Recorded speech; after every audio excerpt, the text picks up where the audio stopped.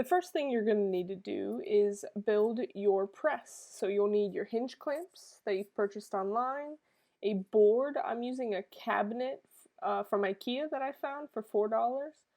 And I'm cleaning off the board first because I'm going to put my screen on and I don't want anything sharp to actually puncture my screen. You're going to install your hinge clamps so that the holes for the screws are towards the outside of the board. I'm trying a tape here to see if it'll help me draw and figure out where I should put my screen. The way the hinge clamps work is you screw them to the board and then they are going to tightly secure the screen to the board so you can flip it back and forth.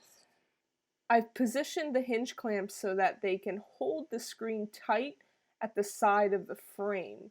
My frame is in particularly pretty thin, so I want to be able to make sure that it will grip the screen so my screen doesn't move around. You want your screen to be secure.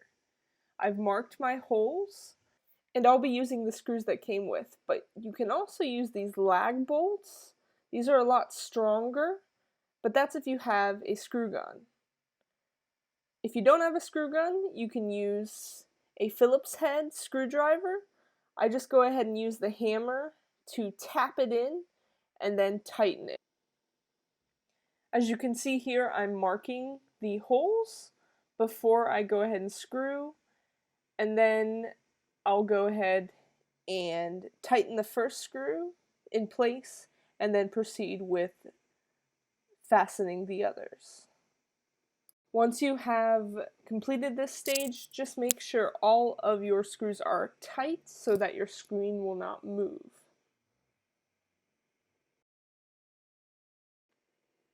And there you go. You now have your screen printing press. It works really well. It's built to go up and down. And just make sure that the clamps now are tight so that the screen stays in place during your print run. Now, in order to make your artwork, you're going to need to create your stencil. Take your shelf paper or your vinyl. I'm using vinyl here. And measure the inside of your frame of your screen with the frame up. Your vinyl or your shelf liner is going to need to fit inside of this so that you can control where the image sits. So once I have that measurement, I'll cut a few sheets of this vinyl here. I recommend using vinyl or shelf liner and not using paper for longer print runs. The print is going to saturate with ink and break down sooner, but the vinyl will stay pretty strong throughout the entire printing process. Use your X-Acto and cut your individual sheets. Cut as many layers as you need. Each layer is going to be a different color. So I'm using 4 sheets to create 4 colors. Once you have all your sheets cut, you can go ahead and line up your drawing with it. I'm showing you the drawing process from the beginning here. So I'm going to actually make a rectangle on my drawing paper, the same size as the sheets that I cut, so I can line them up each time. So upon measuring, I'll then create my rectangle, place it on the sheet, and begin my drawing. Now I want to make my image 5 by 7 inches, so I'm actually going to create a new frame so that I know where my image borders are going to be. Your stencil, the orange vinyl, is protecting the entire screen, but your image doesn't need to be the entire screen. And I recommend not trying to exceed that scale too much. The smaller the better for this size. A 5 by 7 inch image is a really easy size to work with this size screen. You'll notice my image gets bigger, and as it gets bigger, it becomes a little bit more difficult to print with this screen. So keep that in mind. Now I have my 5 by 7. I placed it right in the middle of my vinyl sheet size. so that it'll fit right in the middle of my screen, like so. As you can see, I have a good amount of space at the top and bottom, as well as left and right, and this will be good for my squeegee clearance. Now for demo purposes, I'm just going to create some simple imagery to show you how to transfer your drawing to the vinyl so that you can create your stencil. So I've just created a few triangles that are going to overlap. I'll be demoing today with opaque inks, but after seeing these triangles, I'm like, man, if all my inks were translucent, how much cooler this image would be. We'll do that next time. Now take your tracing paper. Luckily, tracing paper actually came with your acetate sheets. So if you don't have any, you can use those and place it over the top of your drawing. To need your painter's tape, and you're going to tape one side of your tracing paper to your drawing.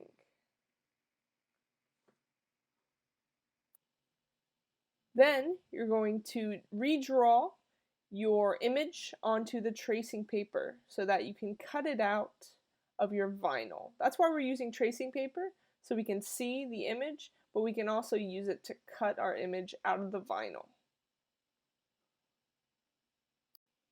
And now take your vinyl and put it underneath your tracing paper and proceed with cutting out that image. As you can see here, I'm lining up that vinyl with the rectangle that I drew from before so that I can get my imagery pretty close. I'm going to need to tape my vinyl down and use a cutting mat over the top of my drawing so I don't get any of my cutting marks onto my original drawing. You can use a thick sheet of paper or cardboard if you don't have a drawing mat here.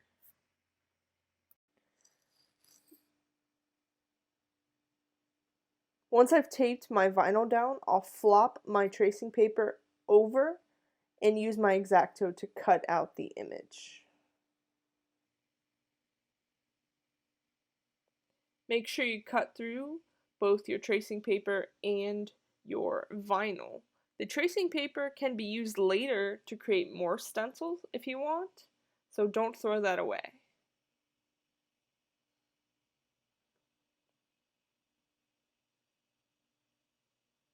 Your imagery can be more detailed than what I have here.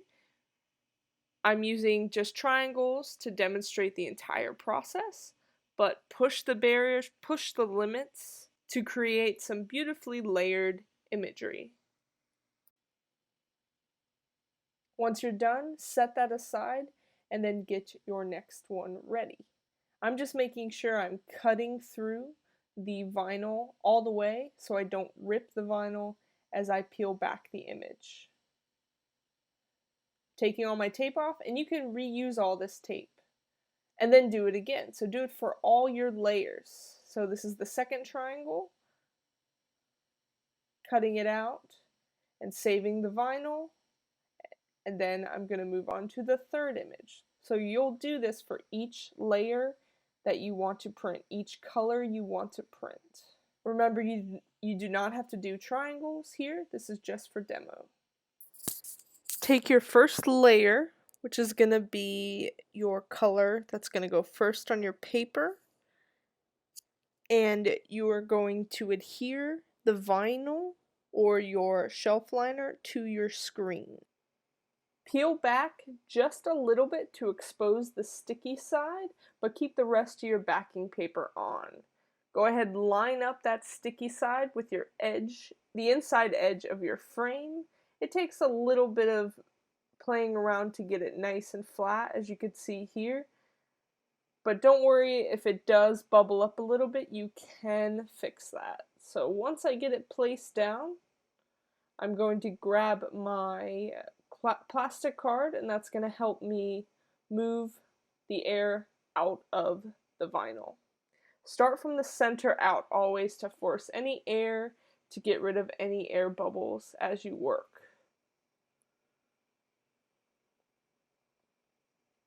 As you can see here, once it's flat, I'll start to peel the backing paper back, and continue working the vinyl until it's down. Now where areas are cut, those are going to be a little difficult because they've been warped slightly, so just have patience in this and know that you can always peel it back if you need to fix it. Be gentle when you're carding your vinyl on your screen. Don't poke it too much. Use the flat side of your plastic card. So as you can see here, it's kind of like putting wallpaper down. If you've ever put wallpaper on.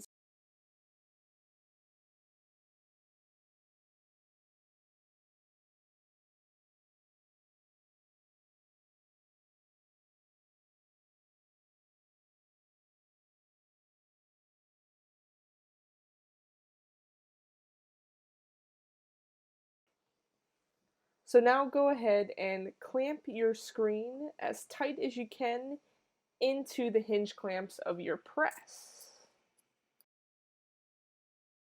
To get started printing, you're going to want to set up your paper. So I'm taking a 9x12 sheet of paper and cutting it in half, and this will give me plenty of border to print and then trim. What's nice about this is you can take a thick stack of paper with a nice sharp X-Acto blade and cut it all together. And now I'm ready to print. Be sure to assemble all your materials before you begin the printing process. Because we're using water-based inks, we have to work quite hastily in our printing so that our ink doesn't dry in the screen. I'll show you ways in which to flood your screen to prevent ink from drying in the screen, but remember to have all your materials ready to go so that the printing process is nice and relaxed.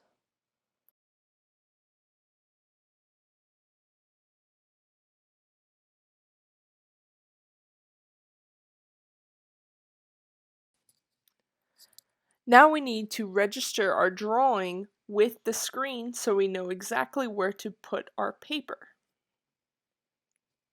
So now attach your tracing paper to your new sheet of paper. This paper might get damaged because of the tape, so that's why I always cut a few extra sheets of paper. You'll notice I drew my 5x7-inch rectangle around my shape I've created just so I know where to fit it on the paper. Now I'm lifting the screen and trying to line up my paper with the shape on the screen. Now I'm going to set up a registration system so that I can print multiple sheets and line them up in the exact same spot every time. So I'm taking one of these gift cards and I'm cutting it into thirds. What I'm going to do is tape these cards to my printing press base, and my paper will be able to slide right into them each time I print. That keeps the paper in the same spot every time. Before I put the cards down, I tape my paper to the press bed so it doesn't move and doesn't get out of alignment. And then I tape my cards, 2 on the bottom and 1 on the side, so that again I can align the paper every time in the same spot. The cards need to fit snug against the paper to ensure that the paper will print in the same spot every time.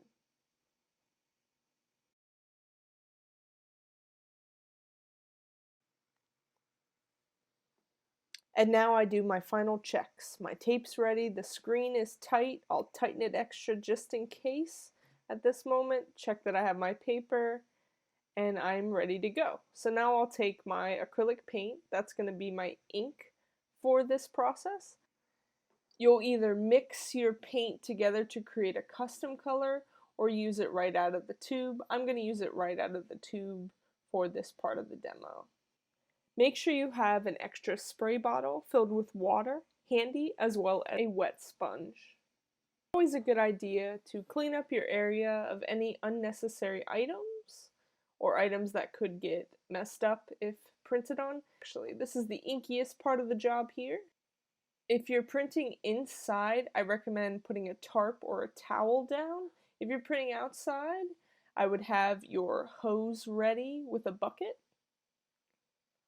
I will be cleaning out my screen in the shower, so I have a bucket ready in my shower.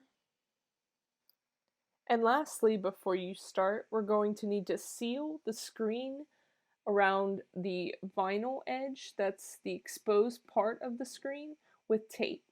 I recommend using clear packaging tape or blue tape. I'll only be printing about 8 sheets of paper, so I don't need to worry too much about longevity, but if I were printing, say, 50, I would probably consider using screen tape or packaging tape.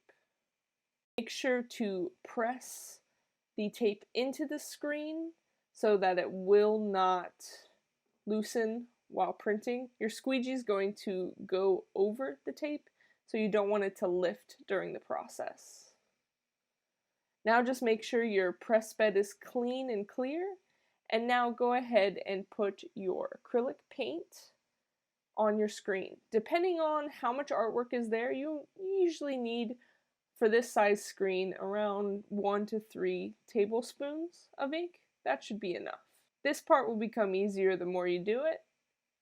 I tend to put less ink and always build it up instead of putting more ink and having to take it off. Have a scrap bit of paper, like computer paper, to the side. This is what you're going to start printing on. Especially if you're new to this, I would recommend scrap paper first and then go to your good paper. And now I'll begin.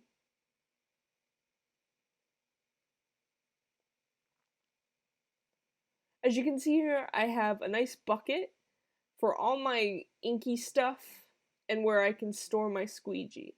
So right now I'm doing a flood, meaning I'm just putting a thick coat of ink over the top of my stencil, allowing me time to put my paper down.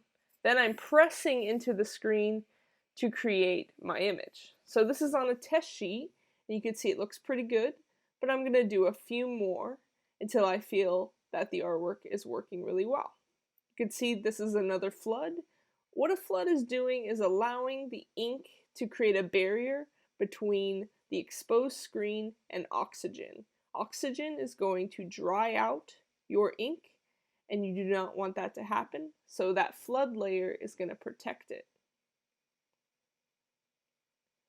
By flooding, I'm able to leave the screen for a few minutes until I move towards the next print. When I'm ready to print again, I'll take my squeegee and press down.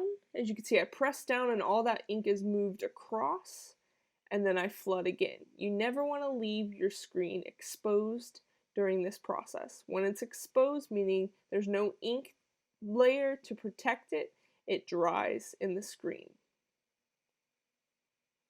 This will take several practice attempts, so don't worry if the first few are a bit rough.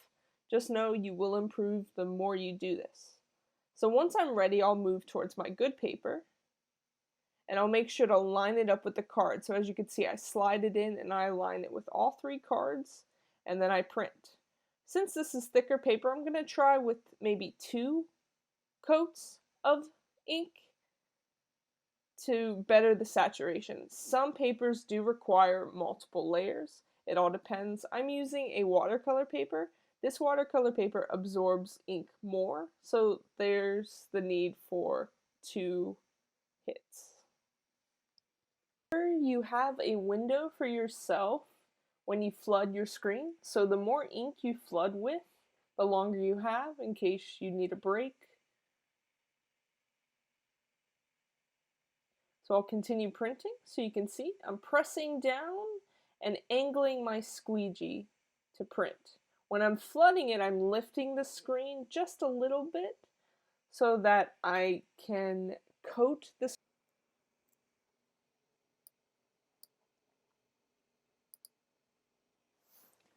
So now I'm going to speed up the video. As you can see, I continue to print and it's working out really well.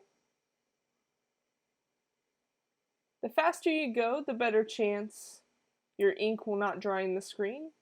But sometimes it does happen, especially with certain inks and in certain climates. But don't worry, I'll show you how you can clean your screen. If when printing you notice your artwork is getting fuzzy at the edge, it means that the ink is drying around the edge of your artwork. That's where it's going to start drying first.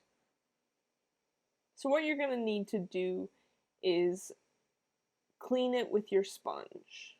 If I see something's wrong, I'm going to go immediately to my scrap paper and print it on that first so I don't waste a nice sheet. Look at it and verify that, yeah, it could use some cleaning. And then what I'll do is I won't flood my screen. So don't flood your screen here. Keep it open. And then you're going to take your wet sponge and you're going to clean the top part of your screen, the ink side of your screen. Just by adding a little bit of water, it can actually help clean up some of that ink. There's water sitting in the screen, and now the pressure of your squeegee can actually push away some of that dried ink first. Now, you'll have to print on some scrap paper a few times to dry out your stencil. You don't want your stencil to be wet when you're printing, so I'll print it a few more times on scrap paper until I'm confident that the artwork looks good. Once the artwork looks good, I'll flood my screen and move on back towards the good paper. If it doesn't look good, I'll continue cleaning until it does. If you feel like you're starting to run out of ink, first grab all the ink that's on the squeegee and put it back on the screen before going to your mixed batch. You'll be surprised how much is on the squeegee and the sides of your screen, and you can just add that to the middle to use it some more. I'll flood my screen and then proceed with printing on my good paper again.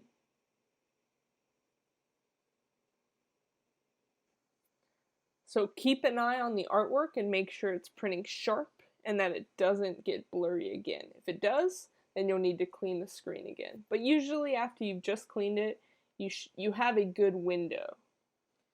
Now I feel I need to add more ink, so I'll just add a little bit and work that into the screen.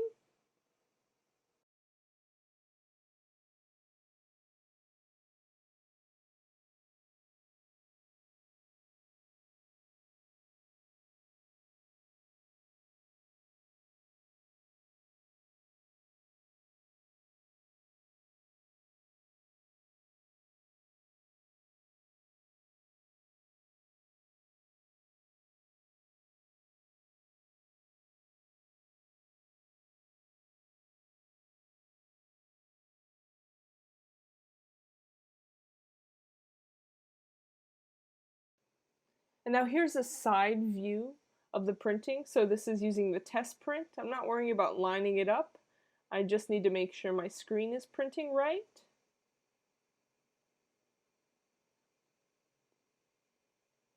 When I'm ready to print, I'll flood it so you can see the screen is raised to flood it, and this is just putting that barrier of ink between the oxygen and the screen.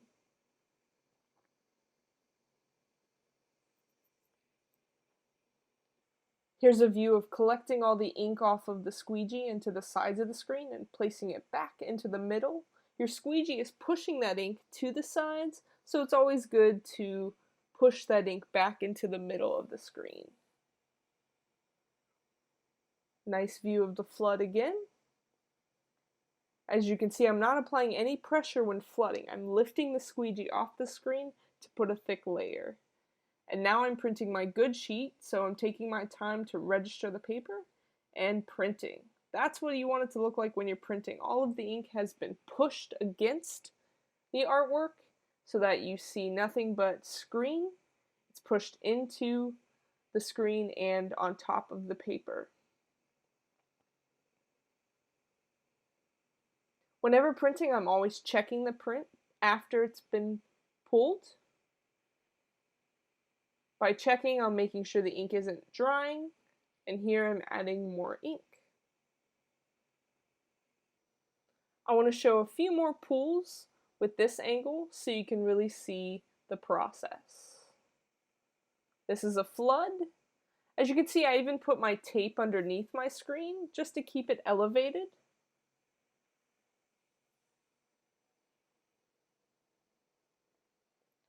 By flooding, it gives me time to mess around with anything or adjust or add ink.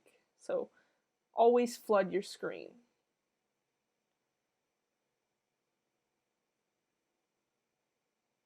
Usually a flood is pushed away and then pulled towards to ensure that the whole area is covered.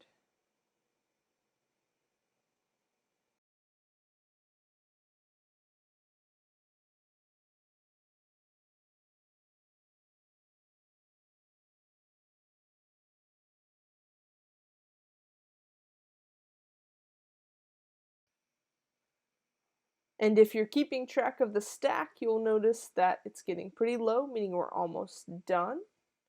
When you get to that final print, all you'll need to do is pull your squeegee to print, but you won't need to flood. Keep your screen exposed and collect all the ink off your screen.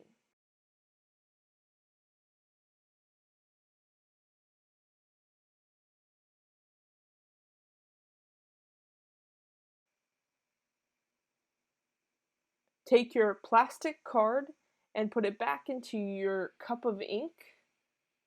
Take all of that extra ink off the screen. The more you can grab here, the less you have to clean with the sponge and the less of a mess you'll create. Put a sheet of paper underneath your screen and scrub the screen with your sponge. Clean both sides of any excess ink. Re-wet the sponge if necessary. That's why we don't use too much ink here. It makes for an easier cleanup job. Then remove your screen from the frame and take it to your hose or your sink. Place it in a bucket and turn your hose or your shower head on and spray both sides carefully with your water to get rid of all that extra ink. This is going to be a nice cleanse for the screen to get all that ink off of it. You're going to want to clean that screen fully. While the screen is wet, make sure to peel off all of the tape and then place it in front of a fan to dry. And then you'll repeat the process again. So clean your area and prepare for the next color. Then you'll take your screen and you'll apply the new vinyl to your screen again. But make sure your screen is completely dry before doing so. So I'll take my new vinyl, the second layer, and I'll apply it to the screen now.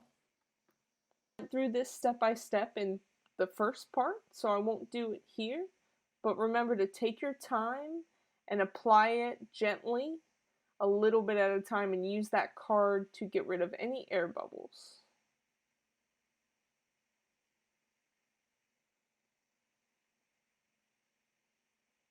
It's okay if it's not in the exact same position as the other one because we're going to move our screen around and our paper to accommodate. I'm going to go ahead now and tape out my screen.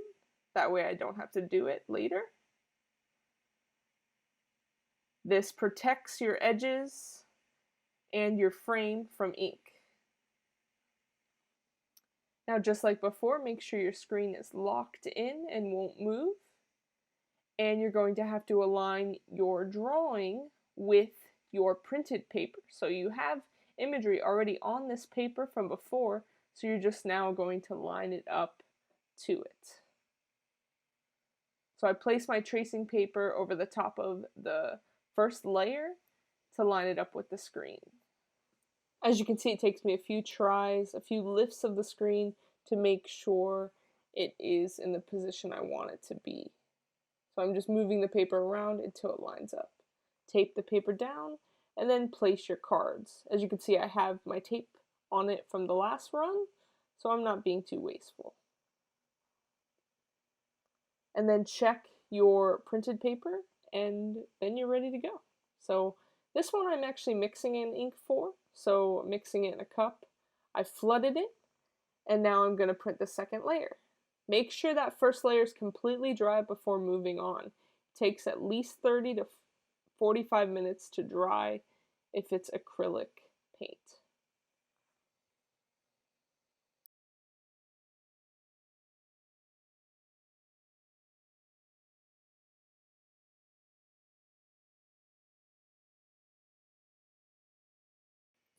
As you print, be vigilant of any ink drying in the screen. This ink has a little bit more white to it, so it's probably going to dry quicker, so I have to be on top of it and make sure it won't dry. You can see I have a nice flood going. That thick flood is going to prevent ink from drying, and then I continue printing.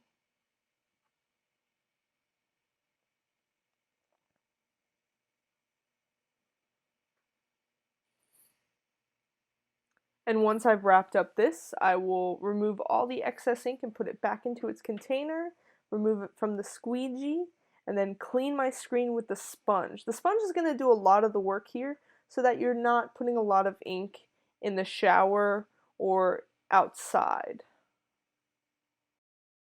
Just a sped up side view of the process, just so you can see it one more time.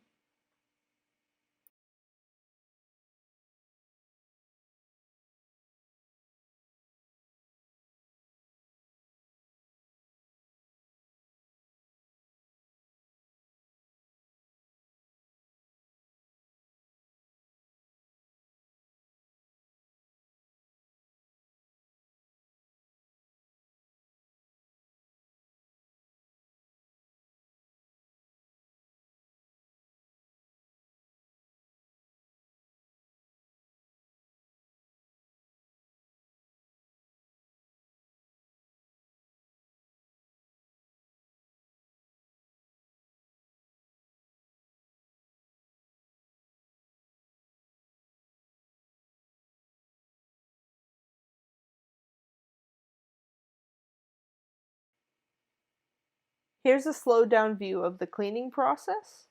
So in the shower or outside with a hose, you're going to want to clean your screen off thoroughly. Scrub the screen with a nice clean sponge and use the water to remove all that excess ink. I have it in a bucket to catch any of my tape or ink, so I don't have to dump it down the drain. When your screen's wet, this is a good chance to remove all of your tape and your vinyl. If the screen's wet and you're removing your vinyl, unfortunately you cannot reuse the vinyl now because it just stretches too much. But after I've removed everything, I still continue to clean it in case of any of that ink got trapped underneath all that tape. So take your sponge one more time, scrub it, and get it completely clean.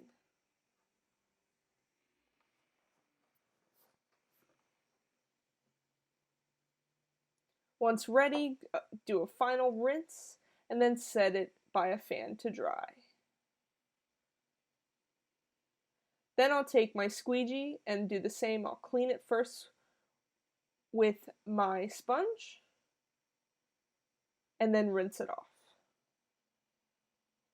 It's important that you get that squeegee completely clean. You don't want any excess ink in the way to hinder the sharpness of the blade. For my third layer, I went rogue. I saw this vinyl lettered sheet and I took away the negative space and I created my stencil. I love this process for its level of experimentation and the play involved to create imagery. So instead of continuing with the triangles, I moved in this direction. And I highly recommend you do the same. Find new ways to create imagery, new types of stencils, go for it. Once I've positioned the paper where I want it to, I'll add my registration cards and I'll be ready to print. I'm using this bright fluorescent orange to make my print. After I print it, I notice it's a bit too bright, so I have two choices: continue working or adjust the ink. And that's what I do here is I go ahead and I clean the screen and then I modify my ink.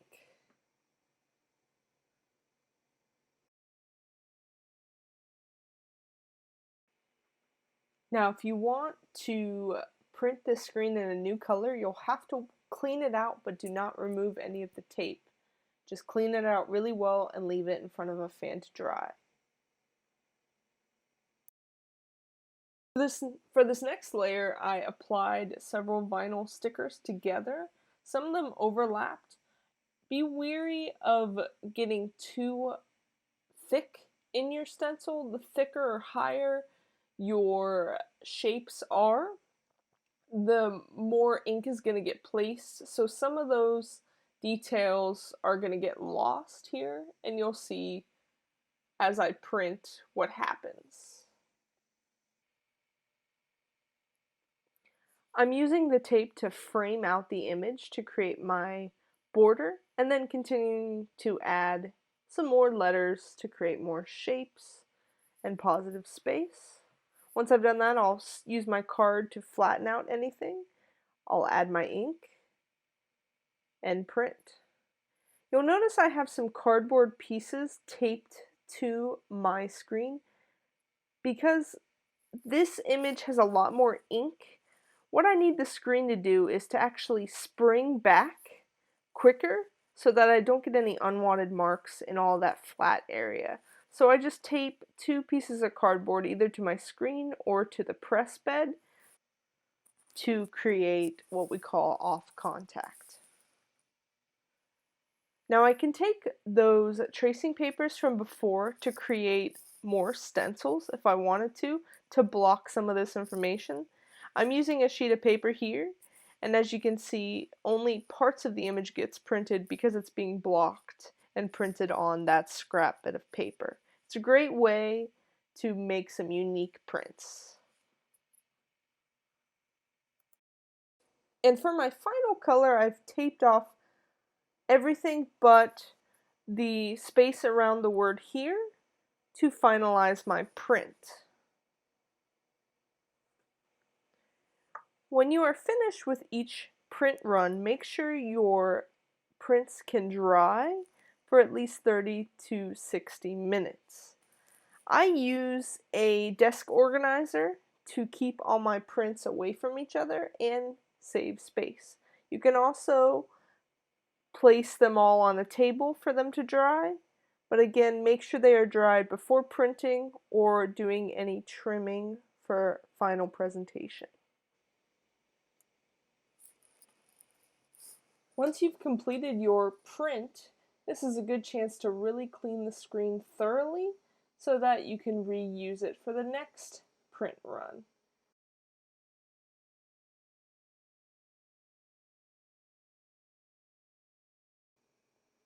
Once you've finished cleaning your screen, you can then resume cleaning all of your tools and your table, as well as your printing press, and put all your inks and materials away.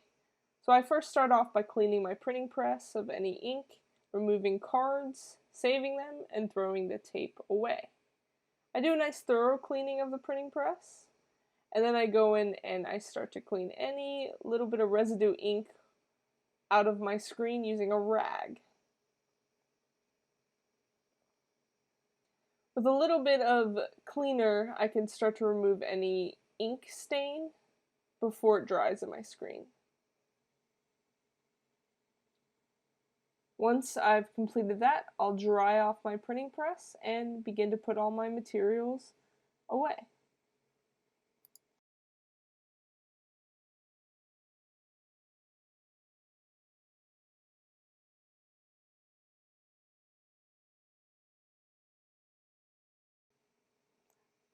Lastly, I want to trim my prints, so I clean my tabletop, make sure there's no ink on the table, and then I'll grab all my prints and begin to crop them.